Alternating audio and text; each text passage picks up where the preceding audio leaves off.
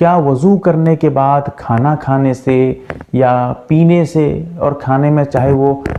کوئی خشک کھانا ہو جیسے سیب وغیرہ ہے، بنا جو ہے پکائے ہوئے، جس کو پکاتے نہیں ہیں، بغیر پکائے، یا پھر آگ سے کوئی پکا ہوا کھانا جیسے روٹی ہے یا پھر سالن وغیرہ، تو اس طرح کوئی اگر کھا لے پی لے تو کیا اس سے وضو ٹوٹ جاتا ہے؟ کیا مسئلہ ہے؟ جیسا کہ اعلاء السنن میں حدیث موجود ہے، حضرت جابر بن عبداللہ رضی اللہ تعالی عنہ روایت کرتے ہیں، جلد نمبر 1 صفحہ نمبر 145 پر فرماتے ہیں کہ نبی کریم صلی اللہ علیہ وسلم کا ارشاد ہے کہ آگ سے پکی ہوئی چیز کھانے سے وضو میں کوئی فرق نہیں پڑتا ہے، آپ کا وضو بالکل صحیح سالم ہے۔ اس سے پتہ چلا کہ جب آگ سے پکی ہوئی چیز کھانے سے نہیں ٹوٹتا ہے تو جو غیر پکا ہوا ہو، جس کو پکایا نہیں گیا ہے،